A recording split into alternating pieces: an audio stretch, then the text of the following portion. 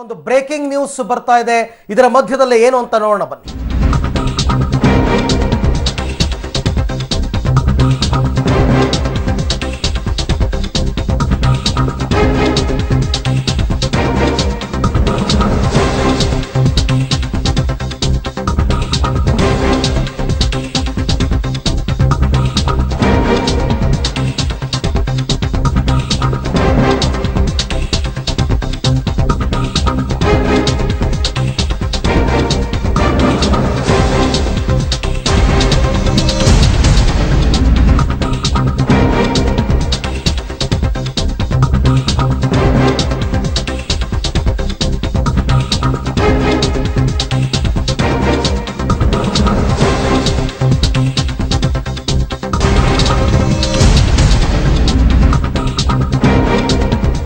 ಸ್ವಲ್ಪ ದಿನಗಳಿಂದ ಶಾಂತವಾಗಿದ್ದ ಭೀಮಾ ತೀರದಲ್ಲಿ ಇವತ್ತು ಮತ್ತೆ ಗುಂಡಿನ ಸದ್ದು ಅನ್ನುವಂತಹ ಬ್ರೇಕಿಂಗ್ ನ್ಯೂಸ್ ಬರ್ತಾ ಇದೆ. ವಿಜಯಪುರ ಕೋರ್ಟ್ ಆವರಣದಲ್ಲಿ ಶೂಟೌಟ್ ನಡೆದಿದೆ ಎನ್ನುವಂತಹ ಮಾಹಿತಿ ಲಭ್ಯವಾಗ್ತಾ ಇದೆ. ಅಪರಿಚಿತರು ಬಂದು ಈ ರೀತಿ ಶೂಟೌಟ್ ಮಾಡಿದ್ದಾರಂತೆ.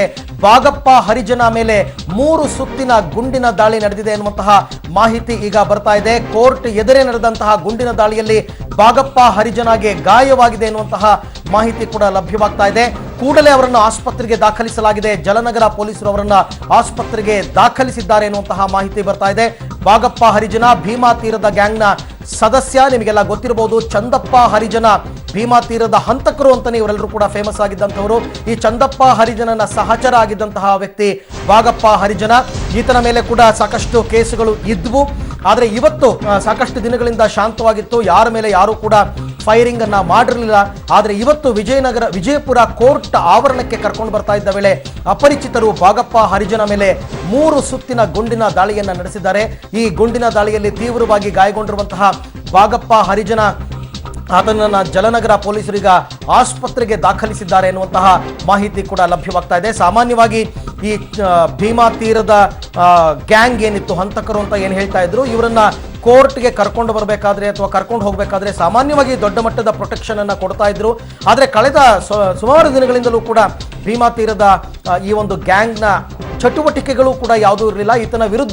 ಇವರ ವಿರುದ್ಧ ಕೂಡ ಯಾರು ಕೂಡ ಹಾಗೆ ಸಾಧಿಸಿರಲಿಲ್ಲ. ಹಾಗಾಗಿ ಪರಿಸ್ಥಿತಿ ತಿಳಿಯಾಗ್ತಾ ಇದೆ ಅಂತ ಎಲ್ಲರೂ ಕೂಡ ಅಂದ್ಕೊಂಡಿದ್ರು. ಆದರೆ ಪರಿಸ್ಥಿತಿ ತಿಳಿಯಾಗಿರಲಿಲ್ಲ. ಅವರೆಲ್ಲರೂ ಕೂಡ ಮತ್ತೊಂದು ಶೂಟೌಟ್ಗೆ ಪ್ಲಾನ್ ಮಾಡಿಕೊಂಡು ಇಷ್ಟು ದಿನವನ್ನು ದೂಡಿದ್ರು. ಇವಾಗ ಅಪರಿಚಿತರು ಬಂದು ಕೋರ್ಟ್ನ ಆವರಣದಲ್ಲೇ ಬಾಗಪ್ಪ ಹರಿಜನ ಮೇಲೆ 3 ಸುತ್ತಿನ ಗುಂಡಿನ ದಾಳಿಯನ್ನ ನಡೆಸಿದ್ದಾರೆ. ಕೋರ್ಟ್ ಎದುರೇ ನಡೆದ ಗುಂಡಿನ ದಾಳಿಯಲ್ಲಿ ಬಾಗಪ್ಪ ಹರಿಜನಗೆ ಗಾಯವಾಗಿದೆ. ಆತನನ್ನು ಆಸ್ಪತ್ರೆಗೆ ದಾಖಲು ಮಾಡಲಾಗಿದೆ. ಈ ಬಗ್ಗೆ ಮತ್ತಷ್ಟು ಮಾಹಿತಿಯನ್ನು ಪಡೆಯೋಣ ನಮ್ಮ ಪ್ರತಿನಿಧಿ ಪುರುಷೋತ್ತಮ್ ಅವರಿಂದ. ಪುರುಷೋತ್ತಮ್, ಎಷ್ಟು ಗಂಟೆಗೆ ನಡೆದಂತಹ ಘಟನೆ ಏನಿದೆ, ಇದ್ರ ಬಗ್ಗೆ ಡೀಟೇಲ್ಸ್? ಅರವಿಂದ್, ಏನಂದ್ರೆ ತಕ್ಷಣ ಈಗ ಕೋರ್ಟ್ಗೆ ಹಾಜರುಪಡಿಸೋದು ಬಾಗಪ್ಪನ ಮೇಲೆ ಕೂಡ ಒಂದು ಕೊಲೆ ಪ್ರಕರಣಗಳಂತ ಕೇಸ್ಗಳಿದ್ದು. ಆ ಹಿನ್ನೆಲೆಯಲ್ಲಿ ಕೋರ್ಟಿಗೆ ಕರ್ಕೊಂಡ್ ಬರ್ತಾ ಇದ್ರು. ಕೋರ್ಟ್ ಹೊರಗಡೆನೆ ಒಂದು ಅನಾಮಿಕರಿಂದ ಬಂದಂತ ಅಚಾನಕ್ ಆಗಿ ಬಂದಂತ ದುಷ್ಕರ್ಮಿಗಳು ಅವ್ರ ಮೇಲೆ 3 ಸುತ್ತಿನ ಒಂದು ರೌಂಡ್ ಅಲ್ಲಿ ಗುಂಡು ಹಾರಿಸಿದ್ದಾರೆ. ತದನಂತರ ಗುಂಡು ಹಾರಿಸಿದ್ರೆ ಅಪರಿಚಿತರು ಬಂದಿದ್ರು, ಪರಾರಿ ಆದ್ರು. ತದನಂತರ ಬಾಗಪ್ಪ ಇದ್ದ ಅವನ ಕೋರ್ಟ್ಗೆ ಹಾಜರುಪಡಿಸೋಕಿನ ಮುಂಚೆನೆ ಈ ರೀತಿ ಒಂದು ಗುಂಡಿನ ದಾಳಿ ಆದ ಕಾರಣಕ್ಕಾಗಿ ಅವ್ರು ಮುಂಚೆನೆ ಅಲ್ಲಿಂದ ನೇರವಾಗಿ ಆಸ್ಪತ್ರೆಗೆ ಕರ್ಕೊಂಡೋಗಿ ಆಸ್ಪತ್ರೆ ದಾಖಲು ಮಾಡಿದ್ರೆ ಸ್ಥಳದಲ್ಲಿ ಕೂಡ ಒಂದು ಉದ್ವಿಗ್ನ ವಾತಾವರಣ ನಿರ್ಮಾಣ ಆಗಿದೆ ಅಂತ ಹೇಳ್ಬೋದು. ಜೊತೆಗೆ ಜಲನಗರ ಪೊಲೀಸರು ಬಂದು ಬಂದೋಬಸ್ತ್ ಕೂಡ ಈಗ ಮಾಡಿದ್ದಾರೆ ಕೋರ್ಟ್ ಹೊರಗಡೆ. ಸಾಮಾನ್ಯವಾಗಿ ಭೀಮಾ ತೀರದ ಗ್ಯಾಂಗ್ನವರನ್ನ ಕೋರ್ಟ್ಗೆ ಹಾಜರುಪಡಿಸಬೇಕಾದ್ರೆ ಸಾಕಷ್ಟು ಬಿಗಿ ಭದ್ರತೆಯನ್ನ ಯಾವಾಗ್ಲೂ ಕೂಡ ಮಾಡ್ತಾ ಇದ್ರು. ಅಷ್ಟು ಸುಲಭವಾಗಿ ಕೋರ್ಟ್ನ ಆವರಣದಲ್ಲೇ ಶೂಟೌಟ್ ಮಾಡ್ತಾರೆ ಅಂತಂದ್ರೆ ಹಾಗಾದ್ರೆ ಇವತ್ತೇನು ಪ್ರೊಟೆಕ್ಷನ್ಸ್ ಇರ್ಲಿಲ್ವಾ? ಇಲ್ಲ ಅರವಿಂದ್, ಸಾಮಾನ್ಯವಾಗಿ ಏನಂತಂದ್ರೆ ಈ ರೀತಿ ಬಾಗಪ್ಪನ ಕೇಸ್ ನಡೀತಾ ಇದೆ, ಸುಮಾರು 3 ವರ್ಷಗಳಿಂದ ನಡೀತಾ ಇದೆ. 3 ವರ್ಷದಿಂದ ಕೂಡ ಈ ರೀತಿ ಒಂದು ಕೋರ್ಟ್ಗೆ ಹಾಜರುಪಡಿಸುವಾಗ ಈಗಲೂ ಕೂಡ ಒಂದು DR ವ್ಯಾನ್ ಕೂಡ ಆ ವ್ಯಾನ್ ನಲ್ಲೇನೆ ಕರ್ಕೊಂಡ್ ಬರ್ತಾ ಇದ್ರು. ಅದೇ ರೀತಿ ಇವತ್ತು ಕೂಡ ಕರ್ಕೊಂಡ್ ಬಂದಿದ್ದಾರೆ. ಆದ್ರೆ ಸುಮಾರು ಒಂದು 4-5 ವರ್ಷಗಳಿಂದ ಭೀಮಾ ತೀರ ಸಂಪೂರ್ಣವಾಗಿ ತಣ್ಣಗಾಗಿತ್ತು. ಈಗ ಮತ್ತೆ ಭುಗಿಲೆದ್ದಿದೆ ಅಂತ ಮತ್ತೆ ಅಲ್ಲಿ ಈ ರಕ್ತಪಾತ ಹೇಳಿಕೆ ಇಂತ ಒಂದು ಕಾರಣಗಳು ಅನೇಕ ಶೂಟೌಟ್ ಪ್ರಕರಣ ಎಲ್ಲ ಕೂಡ ಮುಚ್ಚಿ ಹೋಗಿದ್ವು. ಆದ್ರೆ ಈಗ ಮತ್ತೆ ಈ ಶೂಟೌಟ್ ಇಂದ ಮತ್ತೆ ಈಗ ಭೀಮಾ ತೀರದ ಮತ್ತೊಂದು ಪುಸ್ತಕ ಮತ್ತೆ ತೆಗೆದಂತಾಗಿದೆ. ಈ ಬಾಗಪ್ಪ ಹರಿಜನ ಚಂದಪ್ಪ ಹರಿಜನಗೆ ಸಂಬಂಧಿಕರಾಗಬೇಕಾ ಪುರುಷೋತ್ತಮ್? ಈಗ ಬಾಗಪ್ಪ ಹರಿಜನ ಒಂದ್ ಕಾಲದಲ್ಲಿ ಏನಂದ್ರೆ ಚಂದಪ್ಪ ಹರಿಜನ ಸಹಚರನಾಗಿದ್ದ. ಆದ್ರೆ ತದನಂತರ ಅವ್ರ ಮಧ್ಯನೂ ಕೂಡ ಒಂದು ಬಿರುಸು ಬಂದ ತಕ್ಷಣ ಇಬ್ರು ಕೂಡ ಬೇರೆ ಆಗಿದ್ರು. ಈ ಹಿನ್ನೆಲೆಯಲ್ಲಿ ಈ ಮೊದಲು ಇವ್ರು ಸಹಚರ ಆಗಿದ್ರ, ಆದ್ರೆ ತದನಂತರ ಇವರಿಬ್ರು ಕೂಡ ಬೇರೆ ಬೇರೆ ಆಗಿ ಇವ್ರ ತಂದೆ ಆದಂತ ಬಾಗಪ್ಪ ಕೂಡ ಒಂದು ತಂದೆ ಆದಂತ ಒಂದು ಗ್ಯಾಂಗ್ ಕೂಡ ಮಾಡ್ಕೊಂಡಿದ್ದಾರೆ. ಯಾರ ಮೇಲೆ ಅನುಮಾನ ವ್ಯಕ್ತವಾಗಿದೆ ಇವಾಗ? ಯಾವ ಟೀಮ್ ಈ ತರ ಮಾಡಿರಬಹುದು ಅಂತ ಮಾತುಕತೆಗಳು ಕೇಳಿ ಬರ್ತಾ ಇದೆ? ಅಂದ್ರೆ ಅರವಿಂದ್, ಸದ್ಯಕ್ಕೆ ಈ ರೀತಿ ಏನೋ ಒಂದು ಶೂಟೌಟ್ ಪ್ರಕರಣ ನಡೆದಿದೆ. ಈಗ ಯಾರ ಮೇಲೆ ಕೂಡ ಈ ರೀತಿ ಒಂದು ದೋಷಾರೋಪ ಆಗ್ಲಿ ಅಥವಾ ಪೊಲೀಸರು ಕೂಡ ತನಿಖೆ ಕೂಡ ಪ್ರಾರಂಭ ಮಾಡಿದ್ದಾರೆ. ಯಾಕೆ ಆಗ್ತದೆ, ಯಾವ ರೀತಿ ಆಯ್ತು, ಮತ್ತೆ ಮೊದಲನೇದಾಗಿ ಆ ದುಷ್ಕರ್ಮಿಗೆ ಹಿಡಿಲಿಕ್ಕೆ ಕೂಡ ಒಂದು ಪೊಲೀಸರು ಒಂದು ಶೀಘ್ರ ಈಗ ತಂಡ ಕೂಡ ರಚಿಸಿ ಆಲ್ರೆಡಿ ಈಗ ಹಿಡಿಲಿಕ್ಕೆ ಒಂದು ಪುರುಷೋತ್ತಮ್, ನಿಮ್ ಜೊತೆ ನಾನು ಮತ್ತೆ ಮಾತಾಡ್ತೀನಿ. ಪ್ರತ್ಯಕ್ಷದರ್ಶಿಯೊಬ್ರು ನನ್ನ ಜೊತೆ ಇವಾಗ ಸಂಪರ್ಕದಲ್ಲಿದ್ದಾರೆ. ಅವರ ಹೆಸರು ನನಗೆ ಗೊತ್ತಿಲ್ಲ. ಸರ್ ನಮಸ್ಕಾರ, ತಮ್ಮ ಹೆಸರು ಹೇಳ್ಬೋದಾ ತಾವು? ಬೇರೆ ಚಾನಲ್ ಬಂದಿದ್ದೀರಾ ಸರ್? ನನ್ನ ಧ್ವನಿ ಕೇಳ್ತಾ ಇದೆಯಾ ಸರ್? ಇಲ್ಲಿ ಎಲ್ಲ ಫೈರಿಂಗ್ ಆಗಿದೆ ಭಾಗಪ್ಪ.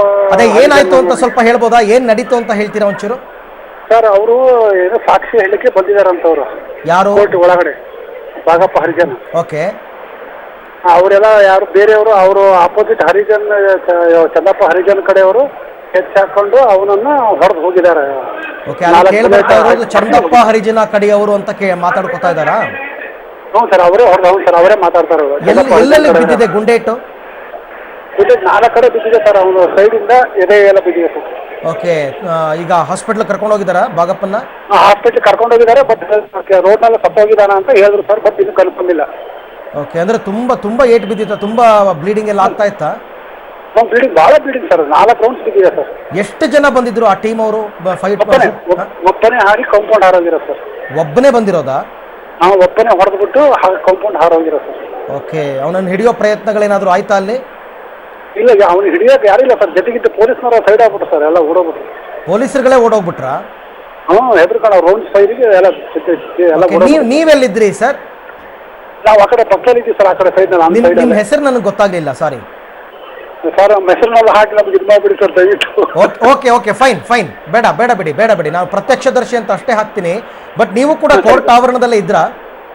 ಹೌದು, ಕೋರ್ಟ್ ಹಾಕಿ ಒಳಗಡೆ ಸರ್. ಎಲ್ಲ ಇದು ಮಾಡ್ತಾರೆ ಸರ್. ರೌಂಡ್ ಪಟ್ಟೆ ಹಾಕಿಬಿಟ್ಟು ಅದನ್ನ ಆ ಜಾಗನ ಎಲ್ಲ ವಿಡಿಯೋ ತೆಗಿತಿದ್ದಾರೆ. ಓಕೆ. ಅಲ್ಲ, ಶೂಟ್ ಮಾಡಿದಾಗ್ಲೂ ನೀವು ಅಲ್ಲೇ ಇದ್ರಾ ಅಂತ ಕೇಳಿದೆ. ಶೂಟ್ ಮಾಡಿದಾಗ ಅಲ್ಲಿದ್ದೆ ಸರ್. 4 ರೌಂಡ್ ಶೂಟ್ ಮಾಡಿದಾಗ. ಅಂದ್ರೆ ಒಬ್ಬ ವ್ಯಕ್ತಿ ಬಂದು ಯಾವ ತರ ಪಿಸ್ತೂಲ್ ಅಂತ ಏನಾದ್ರು ಗೊತ್ತಾಯ್ತಾ ಸರ್ ತಮಗೇನಾದ್ರು? ನಾಡ ಬಂದೂಕುನ ಏನು? ಸರ್ ಒಂದು ಸ್ವಲ್ಪ ಕೋರ್ಟ್ ಇದೆ, ಹಂಗಾಗಿ ಓಕೆ. ಅಂದ್ರೆ ಯಾವ ತರ ಅಂತ ನಿಮಗೆ ಗೊತ್ತಾಗ್ಲಿಲ್ಲ ಸಡನ್ ಆಗಿ? ಓಕೆ. ಅಂದ್ರೆ ಹುಡುಗ ನೋಡೋದಕ್ಕೆ ಹೇಗಿದ್ದ? ಚಿಕ್ಕ ಹುಡುಗನ ಅಥವಾ ವಯಸ್ಸಾಗಿತ್ತ? ಓಕೆ. ಫೋನ್ ಕಾಲ್ ಕಟ್ ಮಾಡಿದ್ದಾರೆ. ಪ್ರತ್ಯಕ್ಷದರ್ಶಿಗಳು ಹೆಸರು ಹೇಳೋದು ಬೇಡ ಅಂತ ಹೇಳಿದ್ರು. ಫೈನ್. ಅಲ್ಲಿ ಮಾತಾಡ್ಕೊಳ್ತಾ ಇರತಕ್ಕಂಥ ಕೆಲವೊಂದು ಮಾಹಿತಿಗಳು ನಮಗೆ ಲಭ್ಯವಾಗಿದೆ. ಚಂದಪ್ಪ ಹರಿಜನ ಮತ್ತು ಭಾಗಪ್ಪ ಹರಿಜನ ಇಬ್ರು ಕೂಡ ಒಂದು ಕಾಲದಲ್ಲಿ ಸ್ನೇಹಿತರು, ಒಂದು ದೂರದ ಒಂದು ಸಂಬಂಧಿಕರು ಕೂಡ ಹೌದು. ಇವರೆಲ್ಲರೂ ಕೂಡ ಒಟ್ಟಾಗಿದ್ರು. ಆದರೆ ನಂತರದ ದಿನಗಳಲ್ಲಿ ಚಂದಪ್ಪ ಹರಿಜನ ಮತ್ತು ಭಾಗಪ್ಪ ಹರಿಜನ ನಡುವೆ ಏನೋ ಒಂದು ರೀತಿಯಲ್ಲಿ ಭಿನ್ನಾಭಿಪ್ರಾಯಗಳು ಮೂಡುತ್ತವೆ. ಆ ಸಂದರ್ಭದಲ್ಲಿ ಭಾಗಪ್ಪ ಹರಿಜನ ಅಲ್ಲಿಂದ ಆ ಟೀಮಿಂದ ಹೊರಗೆ ಬರ್ತಾನೆ, ತನ್ನದೇ ಆದಂತಹ ಒಂದು ಟೀಮನ್ನು ಕಟ್ಕೊಂಡಿರ್ತಾನೆ. ಚಂದಪ್ಪ ಹರಿಜನ ತಂಡಕ್ಕೆ ಈತ ಬೇಕಾಗಿರ್ತಾನೆ. ಆದರೆ ಎಲ್ಲೂ ಕೂಡ ಆತ ಲಭ್ಯವಾಗಿರೋದಿಲ್ಲ, ಯಾಕೆಂದ್ರೆ ಆತ ಪೊಲೀಸರ ಸುಪರ್ದಿಯಲ್ಲಿ ಇರ್ತಕ್ಕಂಥದ್ದು. ಹಾಗಾಗಿ ಇಷ್ಟು ದಿನ ಕಾದು ಇವತ್ತು ಆತನನ್ನ ಕೋರ್ಟ್ಗೆ ಪ್ರೊಡ್ಯೂಸ್ ಮಾಡುವಂತಹ ಟೈಮ್ನಲ್ಲಿ ಆತನ ಮೇಲೆ ಒಬ್ಬನೇ ವ್ಯಕ್ತಿ ಕಾಂಪೌಂಡ್ ಹಾರಿ ಬಂದಿದ್ದಂತೆ ಆತನೇ ಶೂಟೌಟ್ ಮಾಡಿದ್ದಾನೆ. ಮತ್ತೆ ಆಗ ವಾಪಸ್ ಆತನನ್ನ ಕರ್ಕೊಂಡು ಹೋಗಿದ್ದಾರೆ. ಈಗ ಇವರು ಕೊಟ್ಟ ಮಾಹಿತಿ ಪ್ರಕಾರ ಮಾತುಕತೆಗಳು, ಭಾಗಪ್ಪ ಹರಿಜನ್ ಅಂತಕ್ಕಂಥವ್ರು ಮಾತುಕತೆಯ ಪ್ರಕಾರ ಆತ ಸತ್ತಿದ್ದಾನೆ ಅಂತ. ಇನ್ನಷ್ಟು ಇನ್ಫಾರ್ಮೇಶನ್ಸ್ ಪಡ್ಕೊಳ್ತೀನಿ ನಮ್ಮ ರಿಪೋರ್ಟರ್ ಪುರುಷೋತ್ತಮ್ ಅವರಿಂದ. ಪುರುಷೋತ್ತಮ್, ಏನಾದ್ರು ಅಪ್ಡೇಟ್ಸ್ ಗೊತ್ತಾಯ್ತಾ? ಅರವಿಂದ್, ಏನಂದ್ರೆ ಸದ್ಯಕ್ಕೆ ಏನೋ ಆಸ್ಪತ್ರೆ ಕರ್ಕೊಂಡು ಹೋಗಿದ್ದಾರೆ. ಜಲ್ನಗರ ಪೊಲೀಸರು ಕೂಡ ಸ್ಥಳದಲ್ಲಿ ಬಂದಿದ್ದಾರೆ. ಪೊಲೀಸ್ ಬಿಗಿ ಬಂದೋಬಸ್ತ್ನ ಕೋರ್ಟ್ ಹೊರಗಡೆನೂ ಕೂಡ ಮತ್ತು ಒಳಗಡೆನೂ ಕೂಡ ಒಂದು ಬಂದೋಬಸ್ತ್ ಮಾಡಲಾಗಿದೆ. ಈ ನಿಟ್ಟಿನಲ್ಲಿ ಏನೋ ಒಂದು ಬಂದು ಒಟ್ಟು ಅವ್ರು 3 ಜನ ಇದ್ರು. ಒಬ್ಬನು ಫೈರ್ ಮಾಡಿದಾನೆ, ಇನ್ನಿಬ್ರು ಏನು ಇದ್ರು ಅವ್ರಿಗೆ ಒಂದು ವೆಹಿಕಲ್ ನಲ್ಲಿ ಹೋಗಿದ್ರು ಅನ್ನೋ ಒಂದು ಮಾಹಿತಿ ಕೂಡ ದೊರೆತಿದೆ ಈಗ ಅರವಿಂದ್. ಓಕೆ. ಈಗ ಭಾಗಪ್ಪ ಹರಿಜನ್ ಆರೋಗ್ಯ ಹೇಗಿದೆ? ಏನೋ ಈಗ ಅಲ್ಲಿ ಪ್ರತ್ಯಕ್ಷದರ್ಶಿಗಳು ಹೇಳೋ ಪ್ರಕಾರ ಆತ ಬದುಕಿರಲ್ಲ ಅಂತ ಅನ್ಸುತ್ತೆ ಅಂತ ಏನೋ ಹೇಳ್ತಾ ಇದ್ರು. ಅದ್ರ ಬಗ್ಗೆ ಏನಾದ್ರು ಇನ್ಫಾರ್ಮೇಶನ್ ಗೊತ್ತಾಯ್ತಾ? ಇದು ಇಲ್ಲಿ ಯಾಕಂದ್ರೆ ಈಗ ಮೊದಲನೇದಾಗಿ ಚಿಕಿತ್ಸೆಯಾಗಿನೇ ಕರ್ಕೊಂಡು ಹೋಗಿದೆ ಆಸ್ಪತ್ರೆ ದಾಖಲಿಸಿದ ನಂತರ ಅಲ್ಲಿ ಏನೋ ಒಂದು ಪ್ರಥಮ ಚಿಕಿತ್ಸೆ ನೀಡಿದ್ರೆ ತದನಂತರ ಅದ್ರ ಬಗ್ಗೆ ಮಾಹಿತಿ ತಿಳಿದು ಬರ್ತದೆ. ಅಲ್ಲ, ದಾರಿನಲ್ಲೇ ಏನೋ ಹೋಗ್ಬಿಟ್ರು ಅಂತಕ್ಕಂಥದ್ದು, ಅದ್ರ ಬಗ್ಗೆ ಏನಾದ್ರು ಇನ್ಫಾರ್ಮೇಶನ್ಸ್ ಬಂತಾ? ಇಲ್ಲ, ಇದು ಆಸ್ಪತ್ರೆಗೆ ಮಾತ್ರ ಹಾಕಿದ್ರೆ ಆಸ್ಪತ್ರೆಯಲ್ಲಿ ಇನ್ನೂ ಜೀವಂತ ಇದ್ದಾರೆ ಅನ್ನೋದು ಮಾಹಿತಿ ಇದೆ. ಯಾವುದೇ ರೀತಿ ಅವಘಡ ಎಲ್ಲಿ ದಾಖಲಿಸಿದ್ದಾರೆ? ಜಿಲ್ಲಾಸ್ಪತ್ರೆಗೆ ದಾಖಲಿಸಿದ್ದಾರೆ. ಓಕೆ. ಭಾಗಪ್ಪ ಹರಿಜನ್ ನೀವೇ ಹೇಳೋ ಪ್ರಕಾರ ಒಂದು ಕಾಲದಲ್ಲಿ ಚಂದಪ್ಪ ಹರಿಜನ್ ಸಹಚರ, ಆದ್ರೆ ಆನಂತರ ಆತನೇ ಒಂದು ತಂಡ ಕಟ್ಕೊಂಡ ಇವರಿಂದ ಬೇರೆಯಾಗಿ ಅಂತ ಅಂದ್ಬಿಟ್ಟು. ಸೊ ಚಂದಪ್ಪ ಹರಿಜನ ಟೀಮ್ಗೂ ಕೂಡ, ಅಂದ್ರೆ ಚಂದಪ್ಪ ಹರಿಜನ್ ಇಲ್ಲ ಈಗ, ಅವರ ಟೀಮ್ಗೆ ಈತ ಬೇಕಾಗಿದ್ದ ಅನ್ನೋ ಮಾಹಿತಿ ಇತ್ತು. ನಿಜನಾ ಪುರುಷೋತ್ತಮ್? ಖಂಡಿತ ಅರವಿಂದ್. ಏನಂತಂದ್ರೆ ಕಳೆದ ಏನೋ ಒಂದು 3 ವರ್ಷಗಳ ಹಿಂದೆ ಏನು ಅಂತಂದ್ರೆ ಚಂದಪ್ಪ ಹರಿಜನ್ ತಮ್ಮ ಬಸವರಾಜ್ ಹರಿಜನ್ ಏನಿದ್ದಾನೆ ಅವನ್ನ ಒಂದು ಭಾಗಪ್ಪ ಹರಿಜನ್ ಕೊಲೆ ಮಾಡಿದ ಆರೋಪ ಕೂಡ ಕೇಳಿ ಬಂದಿತ್ತು. ಆ ನಿಟ್ಟಿನಲ್ಲಿನೇ ಭಾಗಪ್ಪ ಹರಿಜನ್ ಅರೆಸ್ಟ್ ಮಾಡಿ ಜೈಲಿಗೆ ಕೂಡ ಕಳಿಸಲಾಗಿತ್ತು. ಕೊಲೆ ಆಗಿದ್ದು ಯಾವಾಗ ಪುರುಷೋತ್ತಮ್? 3 ವರ್ಷಗಳ ಹಿಂದೆ ಕೊಲೆ ಆಗಿತ್ತು. ಓಕೆ. ಅಂದ್ರೆ ಈತನ ಮೇಲೆ ಆರೋಪ ಇತ್ತಾ? ಭಾಗಪ್ಪ ಹರಿಜನ್ ಮೇಲೆ ಆರೋಪ ಇತ್ತಾ?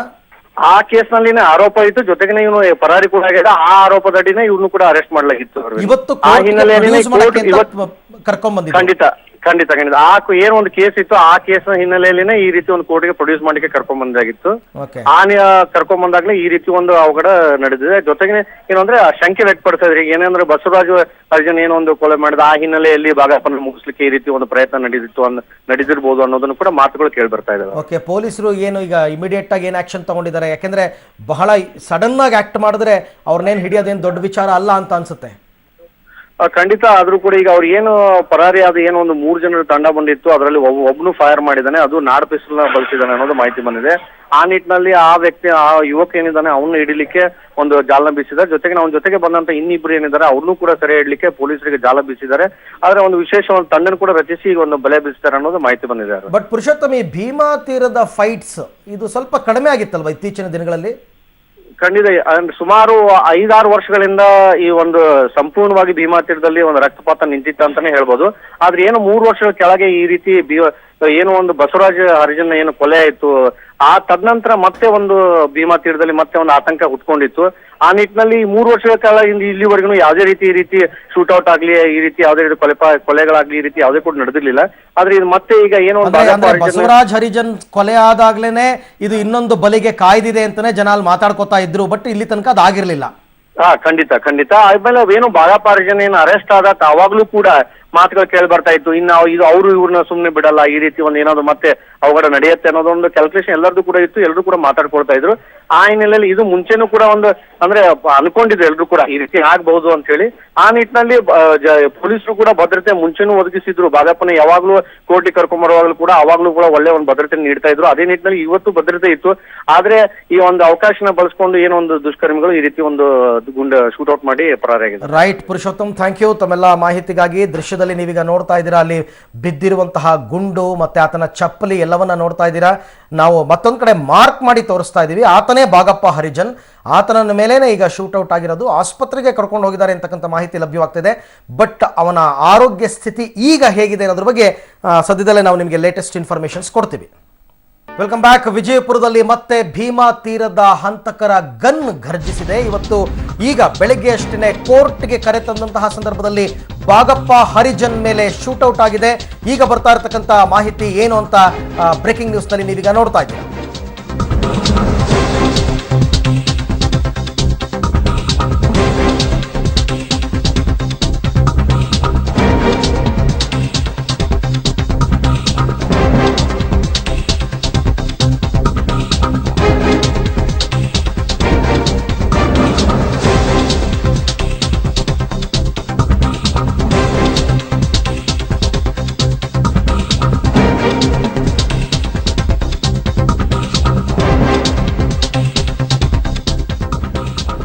ಬಾಗಪ್ಪ ಹರಿಜನ ಕೊಲ್ಲಲೇಬೇಕು ಅನ್ನೋ ಉದ್ದೇಶದಿಂದ 4 ಸುತ್ತಿನ ಗುಂಡು ಹಾರಿಸಿದ್ದಾರೆ ದುಷ್ಕರ್ಮಿಗಳು ಅನ್ನುವಂತಹ ಬ್ರೇಕಿಂಗ್ ನ್ಯೂಸ್. ಗುಂಡಿನ ದಾಳಿ ಬಳಿಕ ಕೋರ್ಟ್ ಆವರಣದಲ್ಲಿ ಚಲ್ಲಾಪಿಲ್ಲಿಯಾಗಿ ಜನ ಓಡಿದ್ದಾರೆ. ಜನರನ್ನ ಬಿಡಿ, ಪೊಲೀಸರೇ ಚಲ್ಲಾಪಿಲ್ಲಿಯಾಗಿ ಓಡಿದ್ರು ಅಂತ ಪ್ರತ್ಯಕ್ಷದರ್ಶಿಯೊಬ್ಬರು ಹೇಳ್ತಾ ಇದ್ರು.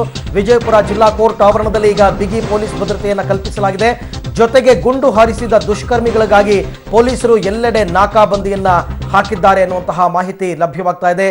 ಬಾಗಪ್ಪ ಹರಿಜನ ಪ್ರಸ್ತುತ ಆತ ಜೈಲಿನಲ್ಲಿ ಇದ್ದ, ಅಂದರೆ ಚಂದಪ್ಪ ಹರಿಜನ್ ತಮ್ಮ ಬಸವರಾಜ್ ಹರಿಜನ ಅಂತಕ್ಕಂಥ ಒಬ್ಬ ವ್ಯಕ್ತಿಯನ್ನ ಈತ ಕೊಂದಿದ್ದ ಅನ್ನುವಂತಹ ಆರೋಪದ ಮೇಲೆ ಈತನನ್ನ ಬಂಧಿಸಿ ಕೋರ್ಟ್ ಜೈಲಿಗೆ ಅಟ್ಟಿತ್ತು. ಆ ಸಂದರ್ಭದಲ್ಲಿ ಒಮ್ಮೆ ಈತ ಜೈಲಿನಿಂದ ತಪ್ಪಿಸ್ಕೊಂಡಿದ್ದ ಅನ್ನುವಂತಹ ಮಾಹಿತಿ ಕೂಡ ಬರ್ತಾ ಇದೆ. ತಪ್ಪಿಸ್ಕೊಂಡ ಮೇಲೆ ಈತನನ್ನ ಮತ್ತೆ ಬಂಧಿಸಿ ಕೋರ್ಟ್ಗೆ ಹಾಜರುಪಡಿಸಲಾಗಿತ್ತು, ಜೈಲಿನಲ್ಲಿ ಇಟ್ಟಿದ್ರು. ಇವತ್ತು ಕೇಸ್ ಒಂದಕ್ಕೆ ಸಂಬಂಧಪಟ್ಟಂತೆ ಬಾಗಪ್ಪ ಹರಿಜನ್ನನ್ನ ಕೋರ್ಟ್ಗೆ ಕರ್ಕೊಂಡು ಬಂದಂತಹ ಸಂದರ್ಭದಲ್ಲಿ ಕೋರ್ಟ್ ಆವರಣದಲ್ಲೇ ದುಷ್ಕರ್ಮಿಯೊಬ್ಬ 4 ಸುತ್ತು ಅಂದರೆ 4 ಸಾರ್ತಿ ಫೈರ್ ಮಾಡಿದ್ದಾನೆ ಅಂತ ಅರ್ಥ. 4 ಗುಂಡು ಆತನ ಎದೆ ಹೊಕ್ಕಿದೆ ಅಥವಾ ಆತನ ದೇಹ ಹೊಕ್ಕಿದೆ ಅಂತ ಹೇಳ್ಬೋದು. ಇದಾದ ತಕ್ಷಣವೇ ಜನರೆಲ್ಲ ಚಲ್ಲಾಪಿಲ್ಲಿಯಾಗಿ ಓಡಿದ್ದಾರೆ. ಪೊಲೀಸರು ಕೂಡ ತತ್ಕ್ಷಣಕ್ಕೆ ಏನು ಮಾಡಬೇಕು ಅಂತ ಗೊತ್ತಾಗದೇನೆ ಪೊಲೀಸರು ಕೂಡ ಅಲ್ಲಿಂದ ಓಡಿದ್ದಾರೆ. ರಕ್ತದ ಮಡುವಿನಲ್ಲಿ ಬಿದ್ದಿದ್ದಂತಹ ಬಾಗಪ್ಪ ಹರಿಜನ್ನನ್ನ ತತ್ಕ್ಷಣವಾಗಿ ಆತನನ್ನು ಆಸ್ಪತ್ರೆಗೆ ಕರ್ಕೊಂಡು ಹೋಗಲಾಗಿದೆ. ಆಸ್ಪತ್ರೆಯಲ್ಲಿ ಚಿಕಿತ್ಸೆಯನ್ನು ಕೂಡ ಕೊಡಿಸಲಾಗ್ತಾ ಇದೆ. ಆತನ ಆರೋಗ್ಯ ಹೇಗಿದೆ ಅನ್ನೋದ್ರ ಬಗ್ಗೆ ಇನ್ನಷ್ಟೇ ನಾವು ಮಾಹಿತಿಯನ್ನು ನಿಮಗೆ ಕೊಡ್ತೀವಿ. ಆದರೆ ಇದೊಂದು ರೀತಿ ನಿಲ್ಲದ ದ್ವೇಷ ಅಂತಕ್ಕಂಥದ್ದು ಬಹಳ ಸ್ಪಷ್ಟವಾಗಿ ಗೊತ್ತಾಗುತ್ತೆ. ಸ್ವಲ್ಪ ವರ್ಷಗಳ ಹಿಂದೆ ಹೋಗೋದಾದರೆ ಚಂದಪ್ಪ ಹರಿಜನ್ ಜೊತೆನಲ್ಲೇ ಬಾಗಪ್ಪ ಹರಿಜನ್ ಕೂಡ ಇದ್ದ. ಚಂದಪ್ಪ ಹರಿಜನ್ನ ಒಂದು ರೀತಿ ರೈಟ್ ಹ್ಯಾಂಡ್ ಅಂತಂದ್ರೂ ಕೂಡ ತಪ್ಪಾಗಲಾರದು ಬಾಗಪ್ಪ ಹರಿಜನ್ನನ್ನು.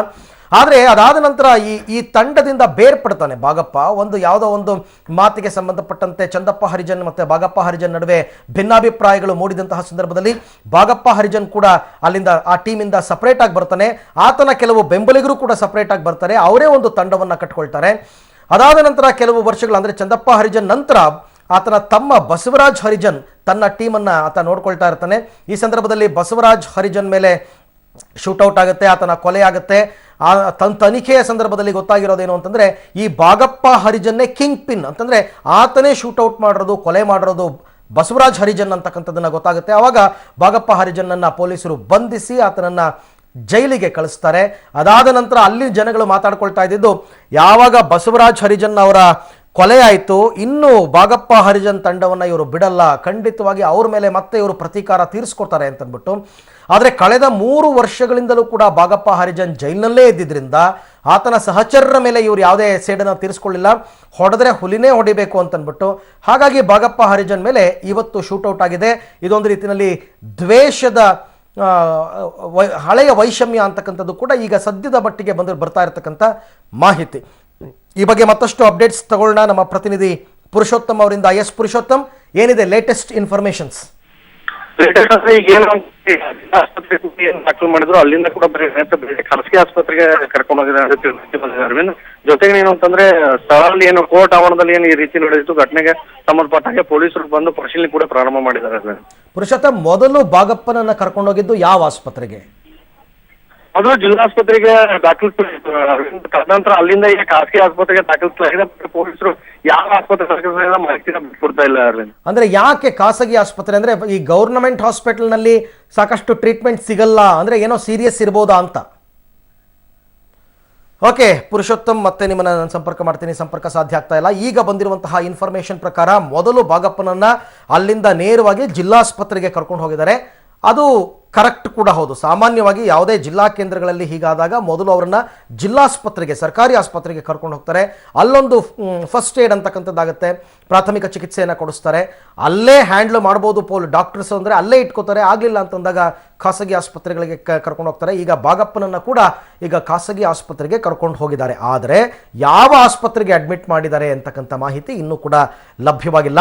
ಆತನ ಆರೋಗ್ಯ ಪರಿಸ್ಥಿತಿ ಹೇಗಿದೆ ಅನ್ನೋದ್ರ ಬಗ್ಗೆ ಕೂಡ ಇನ್ನೂ ಮಾಹಿತಿ ಲಭ್ಯವಾಗಿಲ್ಲ. ಪೊಲೀಸರಿಗೆ ಅವ್ರದೇ ಆದಂತಹ ಒಂದು ವೇ ಇರುತ್ತೆ. ತನಿಖೆಯನ್ನು ಮಾಡಬೇಕಾದ್ರೆ ಸಡನ್ನಾಗಿ ಏನನ್ನಾದರೂ ಡಿಕ್ಲೇರ್ ಮಾಡೋದು, ಇಂಥ ಸೂಕ್ಷ್ಮ ವಿಚಾರಗಳಲ್ಲಿ ಕೆಲವೊಂದು ವಿಚಾರಗಳನ್ನು ಅವರು ಹೈಡ್ ಮಾಡ್ತಾರೆ.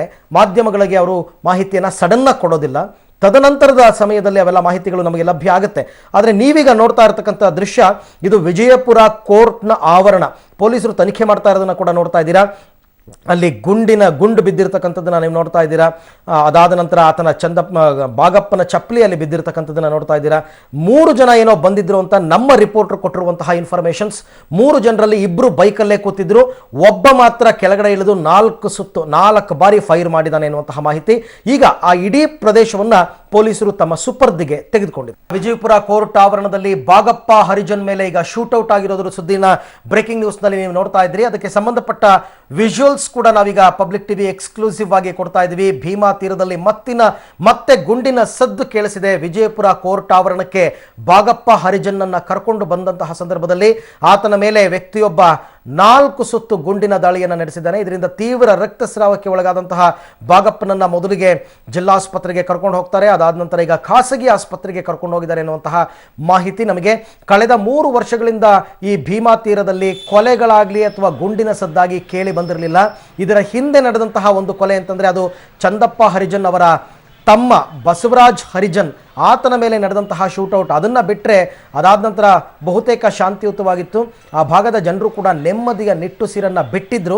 ಆದರೆ ಇದು ಒಂದು ರೀತಿ ಬೂದಿ ಮುಚ್ಚಿದ ಕೆಂಡದಂತೆ ವೈಷಮ್ಯ ಇತ್ತು ಅನ್ನೋದು ಇವತ್ತು ಪ್ರೂವ್ ಆಗಿದೆ. ಯಾಕೆಂತಂದರೆ ಇವತ್ತು ಬಾಗಪ್ಪ ಹರಿಜನ್ ಮೇಲೆ ಶೂಟೌಟ್ ಆಗಿದೆ. ನಿಮಗೆ ಗೊತ್ತಿರಲಿ, ಬಾಗಪ್ಪ ಹರಿಜನ್ ಬೇರೆ ಯಾರೂ ಅಲ್ಲ, ಚಂದಪ್ಪ ಹರಿಜನ್ನ ಸಹಚರ, ರೈಟ್ ಹ್ಯಾಂಡ್. ಒಂದು ಕಾಲದಲ್ಲಿ ಅದಾದ ಮುಂದಿನ ದಿನಗಳಲ್ಲಿ ಏನಾಗುತ್ತೆ, ಈ ತಂಡದಲ್ಲಿ ಸ್ವಲ್ಪ ಬಿರುಕು ಬಿಡುತ್ತೆ. ಆ ಸಂದರ್ಭದಲ್ಲಿ ಬಾಗಪ್ಪ ಹರಿಜನ್ ಚಂದಪ್ಪ ಹರಿಜನ್ನಿಂದ ದೂರವಾಗಿ ಪ್ರತ್ಯೇಕವಾದಂತಹ ಒಂದು ತಂಡವನ್ನು ಕಟ್ಕೊಳ್ತಾನೆ. ಆ ಸಂದರ್ಭದಲ್ಲಿ ಎರಡೂ ತಂಡಗಳಿಗೆ ದ್ವೇಷ ವೈಷಮ್ಯ ಶುರುವಾಗುತ್ತೆ. 3 ವರ್ಷಗಳ ಹಿಂದೆ ಚಂದಪ್ಪ ಹರಿಜನ್ ಸಹೋದರ ಬಸವರಾಜ್ ಹರಿಜನ್ ಮೇಲೆ ಅಟ್ಯಾಕ್ ಆಗುತ್ತೆ. ಬಸವರಾಜ್ ಹರಿಜನ್ ಆ ಅಟ್ಯಾಕ್ನಲ್ಲಿ ಸಾಯ್ತಾರೆ. ಇದನ್ನು ಮಾಡಿಸಿರುವಂಥದ್ದು ಇದೇ ಬಾಗಪ್ಪ ಹರಿಜನ್ ಅನ್ನುವಂತಹ ಅನುಮಾನ ಪೊಲೀಸರಿಗೂ ಕೂಡ ಬರುತ್ತೆ. ತನಿಖೆ ನಡೆಯುತ್ತೆ. ಬಾಗಪ್ಪ ಹರಿಜನನ್ನು ಅರೆಸ್ಟ್ ಮಾಡ್ತಾರೆ. 3 ವರ್ಷಗಳಿಂದ ಆತ ಜೈಲಿನಲ್ಲೇ ಕಾಲ ಕಳೀತಾ ಇರ್ತಾನೆ. ಆ ಸಂದರ್ಭದಲ್ಲಿ ಈ ಚಂದಪ್ಪ ಹರಿಜನ್ ಸಹಚರರು, ಈಗ ಅವ್ರ್ಯಾರೂ ಇಲ್ಲ, ಬಟ್ ಚಂದಪ್ಪ ಹರಿಜನ್ನ ತಂಡದ ಸದಸ್ಯರೇನಿದ್ದಾರೆ ಅವರು ಕತ್ತಿ ಮಸಿತಾನೇ ಇರ್ತಾರೆ. ಯಾವಾಗ ಈ ಥರ ಬರ್ತಾನೆ, ಯಾವಾಗ ಇವನ ಮೇಲೆ ನಾವು ಫೈರ್ ಮಾಡೋದಕ್ಕೆ ಅವಕಾಶ ಸಿಗುತ್ತೆ ಅಂತ ಮಾಸ್ಟರ್ ಪ್ಲ್ಯಾನನ್ನು ಮಾಡ್ಕೊಳ್ತಾರೆ. ಈತ ನಮಗೆ ಸಿಗೋದು ಕೋರ್ಟ್ ಆವರಣದಲ್ಲಿ ಮಾತ್ರ. ಏನು ಬಂದಿಖಾನೆ ವೆಹಿಕಲ್ನಲ್ಲಿ ಕರ್ಕೊಂಡು ಬರ್ತಾರೆ. ಕರ್ಕೊಂಡು ಬಂದಾಗ ಆತ ಅಲ್ಲಿಂದ ಇಳಿದು ಕೋರ್ಟ್ ಆವರಣಕ್ಕೆ ನಡ್ಕೊಂಡು ಹೋಗ್ತಾನೆ ಪೊಲೀಸರ ಸುಪರ್ದಿಯಲ್ಲಿ. ಆ ಸಂದರ್ಭದಲ್ಲಿ ಮಾತ್ರ ಆತ ಸಿಗೋದು ಅಂತ. ಆಮೇಲೆ ನಿಮಗೆ ಗೊತ್ತಿರ್ಬೋದು, ಇತಿಹಾಸ ನಿಮಗೆ ಗೊತ್ತಿದ್ರೆ, ಈ ಕೋರ್ಟ್ ಆವರಣದಲ್ಲಿ ಶೂಟೌಟ್ಗಳಾಗಿರೋ ಉದಾಹರಣೆಗಳು ತುಂಬ ಇದೆ ನಮ್ಮಲ್ಲಿ. ಬೆಂಗಳೂರಿನಲ್ಲೂ ಕೂಡ ಕೋರ್ಟ್ ಆವರಣದಲ್ಲಿ ಶೂಟೌಟ್ ಆಗಿತ್ತು. ಬೆಂಗಳೂರಿನಲ್ಲಿ ಭೂಗತ ದೊರೆಗಳು ಅಂತ ಕರೆಸ್ಕೊಂಡಂತಹ ಕೆಲವರ ಮೇಲೆ ಈ ರೀತಿ ಕೋರ್ಟ್ ಆವರಣದಲ್ಲಿ ಶೂಟೌಟ್ ಆಗಿತ್ತು. ಎಲ್ರಿಗೂ ಆಶ್ಚರ್ಯ ಆಗ್ಬೋದು, ಯಾಕಪ್ಪ ಕೋರ್ಟ್ ಆವರಣದಲ್ಲೇ ಹೊಡಿತಾರೆ ಅಂತಂದ್ಬಿಟ್ಟು. ಇನ್ನೆಲ್ಲೂ ಸಿಗಲ್ಲ, ಪೊಲೀಸರ ಸುಪರ್ದಿಯಲ್ಲಿ ಇರ್ತಾರೆ. ಅಲ್ಲಿಂದ ನೇರವಾಗಿ ಕರ್ಕೊಂಡೋಗಿ ಜೈಲಿಗೆ ತಲುಪಿಸ್ಬಿಡ್ತಾರೆ. ಆತ ಸಿಗೋದು ಫ್ರೀಯಾಗಿ ಆ ವೆಹಿಕಲಿಂದ ಇಳಿದು ನಡ್ಕೊಂಡು ಕೋರ್ಟ್ ಆವರಣಕ್ಕೆ ಹೋಗುವಾಗ ಮಾತ್ರ. ಹಾಗಾಗಿ ಅಲ್ಲಿಯೇ ಹೊಂಚಾಕಿ ಅಲ್ಲಿಯೇ ಶೂಟೌಟನ್ನು ಮಾಡುವಂಥದ್ದು. ಬೆಂಗಳೂರಿನಲ್ಲೂ ಕೂಡ ಮಾಜಿ ಅಂದರೆ ಭೂಗತ ದೊರೆಗಳು ಅಂತ ಅನಿಸ್ಕೊಂಡಿದ್ದವ್ರು ಕೆಲವ್ರ ಮೇಲೆ ಈ ರೀತಿ ಕೋರ್ಟ್ ಆವರಣದಲ್ಲಿ ಶೂಟೌಟ್ ಆಗಿತ್ತು. ಜೊತೆಗೆ ಇದೇ ಭೂಗತ ಜಗತ್ತಿನಲ್ಲಿ ಇದ್ದಂಥವರು ಕೂಡ ಬೇರೆಯವರ ಮೇಲೆ ಈ ರೀತಿ ಶೂಟೌಟ್ ಆಗಿತ್ತು. ವಕೀಲರ ಮೇಲೆ ಶೂಟೌಟ್ ಆಗಿತ್ತು ಕೋರ್ಟ್ ಆವರಣದಲ್ಲಿ. ಸೊ ಅದೇ ರೀತಿ ಇವಾಗ ವಿಜಯಪುರ ಅಂತಂದರೆ ಬಿಜಾಪುರದ ಕೋರ್ಟ್ನಲ್ಲಿ ನಡೆದಿರುವಂತಹ ಶೂಟೌಟ್ ಇದು. ನೇರ ದೃಶ್ಯಗಳನ್ನು ನೀವೀಗ ನೋಡ್ತಾ ಇದ್ದೀರಾ ಪಬ್ಲಿಕ್ ಟಿವಿ ಎಕ್ಸ್ಕ್ಲೂಸಿವ್ನಲ್ಲಿ. ಆ ಇಡೀ ಪ್ರದೇಶವನ್ನು ಪೊಲೀಸರು ತಮ್ಮ ಸುಪರ್ದಿಗೆ ತಗೊಂಡಿದ್ದಾರೆ. ಜನರು ಕೂಡ ಅಲ್ಲಿ ಒಂದು ರೀತಿ ದಿಗ್ಭ್ರಾಂತರಾಗಿ ನಿಂತಿದ್ದಾರೆ. ಏನು ನಡೀತಾ ಇದೆ ಅಂತಲೇ ಗೊತ್ತಾಗ್ತಾ ಇಲ್ಲ. ಈಗ ಪೊಲೀಸರಿಗಿರ್ತಕ್ಕಂಥದ್ದು 2 ಸವಾಲು. ಒಂದು, ಆದಷ್ಟು ಬಾಗಪ್ಪ ಹರಿಜನ್ನನ್ನು ಬದುಕಿಸ್ಕೊಳ್ಬೇಕು. ಹಾಗಾಗಿ ಒಂದು ತಂಡ ಆತನ ಆರೋಗ್ಯದ ಮೇಲೆ ನಿಗಾ ಇಡೋದಕ್ಕೆ ಹೊರಟಿದೆ. ಅಲ್ಲಿ ರೌಂಡ್ ಮಾರ್ಕ್ ಮಾಡಿದ್ದಾರೆ, ನೀವು ನೋಡ್ತಾ ಇದ್ದೀರಾ. ಆತ ಶೂಟೌಟ್ ಮಾಡಿದಾಗ ಬಿದ್ದ ಜಾಗ ಮತ್ತು ಶೂಟೌಟ್ ಮಾಡಿದ ವ್ಯಕ್ತಿ ನಿಂತ ಜಾಗ ಅದನ್ನು ಕೂಡ ಮಹಜರ್ನಲ್ಲಿ ಬರಿಬೇಕಾಗತ್ತೆ. ಸೊ ಆತ ಎಲ್ಲಿ ಬಿದ್ದಿದ್ದ, ಯಾವ ಆ್ಯಂಗಲ್ನಲ್ಲಿ ಬಿದ್ದಿದ್ದ, ಎಲ್ಲೆಲ್ಲಿಗೆ ಗುಂಡೇಟು ಬಿದ್ದಿತ್ತು ಅದನ್ನು ಕೂಡ ನೋಡ್ಕೊಳ್ತಾರೆ. ಆಮೇಲೆ ಆತ ಶೂಟೌಟ್ ಮಾಡಿದ ಆತ ನಿಂತಿದ್ದ ಜಾಗ ಇದೆಲ್ಲವನ್ನು ಕೂಡ ಅಲ್ಲಿ ಮಾರ್ಕ್ ಮಾಡ್ಕೋತಾರೆ. ಫೋಟೋಗ್ರಾಫರ್ಸ್ ಬಂದು ಫೋಟೋಸ್ಗಳನ್ನ ತೆಕ್ಕೋತಾರೆ. ಇವೆಲ್ಲವೂ ಕೂಡ ಪೊಲೀಸರ ಒಂದು ರೀತಿ ನೀತಿಗಳು. ಅವರು ಇಂಥ ಘಟನೆಗಳಾದಾಗ ಇದೇ ರೀತಿ ಮಾಡುವಂಥದ್ದು. ಸೊ ಪೊಲೀಸರ ಸರ್ಪಗಾವಲನ್ನು ಇವಾಗ ಕೋರ್ಟ್ ಆವರಣದಲ್ಲಿ ಹಾಕಲಾಗಿದೆ. ಒಂದು ಚಾಲೆಂಜ್ ಆತನ ಆರೋಗ್ಯದ ಮೇಲೆ ನಿಗಾ ವಹಿಸೋದಾದರೆ, ಮತ್ತೊಂದು ಚಾಲೆಂಜ್ ಆರೋಪಿಗಳು ಯಾರಿದ್ದಾರೆ ಅಂದರೆ ಆ ದುಷ್ಕರ್ಮಿಗಳು ಯಾರಿದ್ದಾರೆ, ಶೂಟೌಟ್ ಮಾಡಿದ ದುಷ್ಕರ್ಮಿಗಳು ಬೈಕ್ನಲ್ಲಿ ಬಂದಿದ್ರು ಅನ್ನೋ ಮಾಹಿತಿ ಇದೆ. ಸೊ ಬೈಕ್ನಲ್ಲಿ ಬಂದ ವ್ಯಕ್ತಿಯನ್ನು ಚೇಸ್ ಮಾಡಿ ಆತನನ್ನು ಹಿಡಿಬೇಕು. ಸಡನ್ ಆ್ಯಕ್ಟ್ ಮಾಡಿದ್ರೆ, ಸಡನ್ನಾಗಿ ಆ್ಯಕ್ಟಿವ್ ಆದರೆ ಪೊಲೀಸರು ಆ ಸರೌಂಡಿಂಗ್ನಲ್ಲೇ ಎಲ್ಲೋ ಇರ್ತಾರೆ, ಬಹಳ ಸುಲಭವಾಗಿ ಹಿಡಿಬೋದು. ಈಗಾಗಲೇ ಬಿಜಾಪುರ ಸುತ್ತಮುತ್ತ ನಾಕಾಬಂದಿಯನ್ನು ಹಾಕಿದಾರಂತೆ. ಅವನು ಯಾವ ರಸ್ತೆಯಲ್ಲೂ ಕೂಡ ತಪ್ಪಿಸ್ಕೊಂಡು ಹೋಗೋದಕ್ಕೆ ಆಗೋದೇ ಇರೋ ಹಾಗೆ. ಹಾಗಾಗಿ ಆದಷ್ಟು ಬೇಗ ಆತನನ್ನು ನಾವು ಸೆರೆ ಹಿಡಿತೀವಿ ಅನ್ನುವಂತಹ ವಿಶ್ವಾಸವನ್ನು ಪೊಲೀಸರು ವ್ಯಕ್ತಪಡಿಸಿದ್ದಾರೆ. ಬಾಗಪ್ಪ ಹರಿಜನ್ ಚಂದಪ್ಪ ಹರಿಜನ್ ಅವರ ಸಂಬಂಧಿ, ಆತನ ದೂರದ ನೆಂಟರು. ಆತ ಕೂಡ ಒಂದು ಕಾಲದಲ್ಲಿ ಚಂದಪ್ಪ ಹರಿಜನ್ ಯಾರು ಅಂತಲೂ ಕೂಡ ಕೆಲವರಿಗೆ ಅನುಮಾನ ಬರ್ಬೋದು. ಚಂದಪ್ಪ ಹರಿಜನ್ ಅಂತಕ್ಕಂಥ ವ್ಯಕ್ತಿಯಿಂದಲೇ ಈ ಭೀಮಾ ತೀರದ ಗ್ಯಾಂಗ್ ಅನ್ನುವಂಥದ್ದು ಶುರುವಾಗಿದ್ದು. ಸ್ವಲ್ಪ ಹಿನ್ನೆಲೆಯನ್ನು ಹೇಳಬೇಕು ಅಂತಂದರೆ, ಇಲ್ಲಿ ದಾಸ್ಯ ಪದ್ಧತಿ ಅನ್ನುವಂಥದ್ದು ಜಾಸ್ತಿ ಇತ್ತು. ಅಂದರೆ ದೊಡ್ಡ ದೊಡ್ಡ ಶ್ರೀಮಂತರು, ಪಟೇಲರು, ಕುಲಕರ್ಣಿಗಳು ಅಂತ ಆ ಭಾಗದಲ್ಲಿ ಏನು ಹೇಳ್ತಾರೆ, ಅವರು ಈ ಕೆಳಜನಾಂಗದ ವ್ಯಕ್ತಿಗಳನ್ನು ಬಹಳ ಕೆಟ್ಟದಾಗಿ ಶೋಷಣೆಯನ್ನು ಮಾಡ್ತಾಯಿದ್ರು, ದಾಸರಂತೆ ನೋಡ್ಕೊಳ್ತಾ ಇದ್ರು. ಆದರೆ ಅವರಿಗೆ ಯಾವ ಸವಲತ್ತುಗಳನ್ನು ಕೂಡ ಕಲ್ಪಿಸ್ಕೊಡ್ತಾ ಇರಲಿಲ್ಲ. ಸೊ ಇದರಿಂದ ರೋಸಿ ಹೋದಂತಹ ಆ ದಾಸ್ಯ ಪದ್ಧತಿಯಲ್ಲಿ ಇದ್ದಂಥವರು ಶ್ರೀಮಂತರ ವಿರುದ್ಧವೇ ತಿರುಗಿ ಬೀಳ್ತಾರೆ. ಆ ಸಂದರ್ಭದಲ್ಲಿ ಹುಟ್ಕೊಂಡಿದ್ದೇ ಈ ಭೀಮಾ ತೀರದ ಗ್ಯಾಂಗ್ ಅಥವಾ ಭೀಮಾ ತೀರದ ಹಂತಕರು ಅಂತ. ಆರಂಭ ಮಾಡಿದ್ದೆ ಆ ಒಂದು ರಿವೆಂಜನ್ನು ತೆಗೆದುಕೊಳ್ಳೋದಕ್ಕೆ ಆರಂಭ ಮಾಡಿದ್ದೆ ಚಂದಪ್ಪ ಹರಿಜನ್ನೇ ಒಂದು ತಂಡವನ್ನು ಕಟ್ತಾನೆ. ಆ ತಂಡ ಬಹುತೇಕ ಇದು ವೈಷಮ್ಯಕ್ಕೆ ನಡೆದಿರುವಂತಹ ಕೊಲೆ ಇತ್ತೀಚೆಗಳಿಗಾದರೂ ಕೂಡ ಆಗ ನಡೀತಾ ಇರತಕ್ಕಂಥದ್ದು ಈ ದಬ್ಬಾಳಿಕೆಯ ವಿರುದ್ಧ ಸಿಡಿದು ನಿಂತಹ ಒಂದು ಟೀಮ್ ಆಗಿರುತ್ತೆ. ಈ ಏನು ಪರ್ಟಿಕ್ಯುಲರ್ ಆಗಿ ಭೀಮಾ ತೀರದ ಗ್ಯಾಂಗ್, ಇವ್ರನ್ನ ಭೀಮಾ ತೀರದ ಹಂತಕರು ಅಂತ. ಆ ನಂತರದ ದಿನಗಳಲ್ಲಿ ಮೂಲ ಉದ್ದೇಶವನ್ನ ಬಿಟ್ಟು ಅವರವರಲ್ಲೇ ಕಚ್ಚಾಟಗಳು ಶುರು ಆಗುತ್ತೆ. ಸೊ ಅವರನ್ನ ಇವ್ರು ಕೊಲೆ ಮಾಡೋದು, ಇವರನ್ನ ಅವರು ಕೊಲೆ ಮಾಡೋದು ಅಂತಕ್ಕಂಥದ್ದು. ಸೊ ಈ ರೀತಿಯೇ ಬೆಳೆದು ಬಂದಂಥದ್ದು ಭೀಮಾ ತೀರದ ಗ್ಯಾಂಗ್, ಭೀಮಾ ತೀರದ ಹಂತಕರ ಇತಿಹಾಸ. ಅಲ್ಲಿ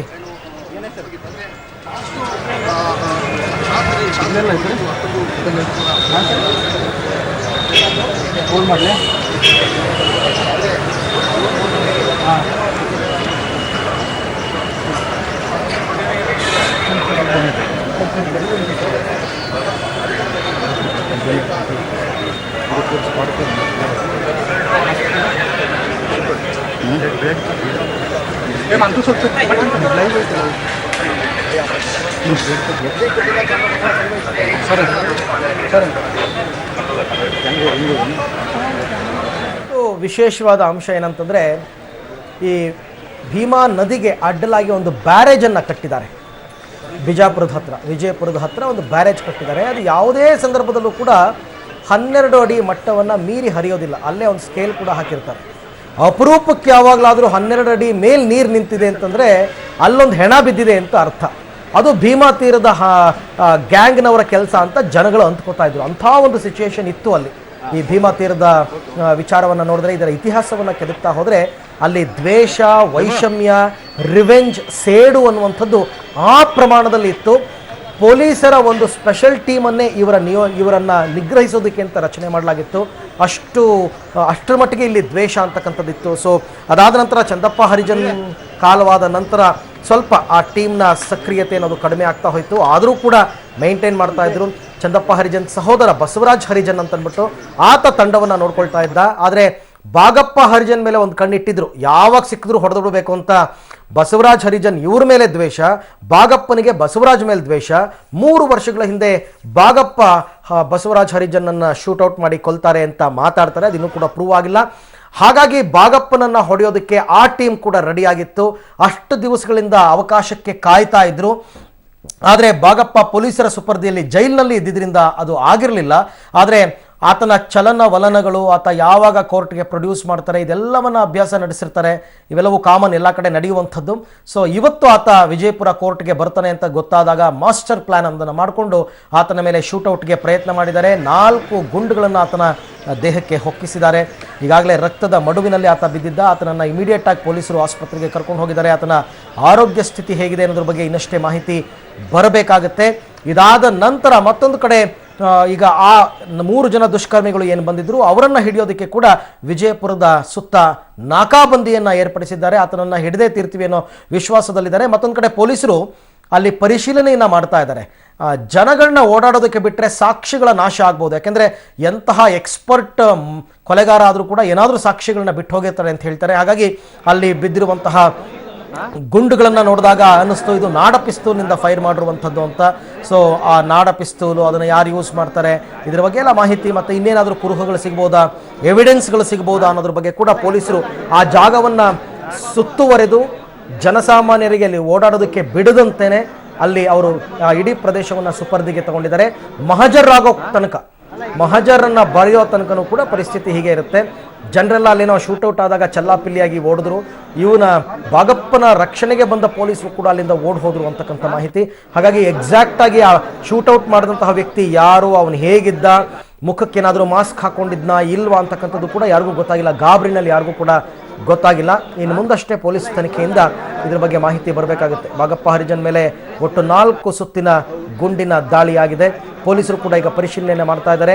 ಜಲನಗರ ಪೊಲೀಸರು, ಅಂದರೆ ಜಲನಗರ ಪೊಲೀಸ್ ಸ್ಟೇಷನ್ ಜುರಿಸ್ಟಿಕ್ಷನ್ಗೆ ಬರುತ್ತೆ ಅದು. ಹಾಗಾಗಿ ಜಲನಗರ ಪೊಲೀಸರು ಆತನನ್ನು ಆಸ್ಪತ್ರೆಗೆ ಸೇರಿಸಿ ಈಗ ಚಿಕಿತ್ಸೆಯನ್ನು ಕೊಡ್ತಾ ಇದ್ದಾರೆ. ಬಟ್ ಆತನ ಆರೋಗ್ಯ ಸ್ಥಿತಿ ಹೇಗಿದೆ ಅನ್ನೋದ್ರ ಬಗ್ಗೆ ಕೂಡ ಇನ್ನೂ ಮಾಹಿತಿ ಲಭ್ಯವಾಗಿಲ್ಲ.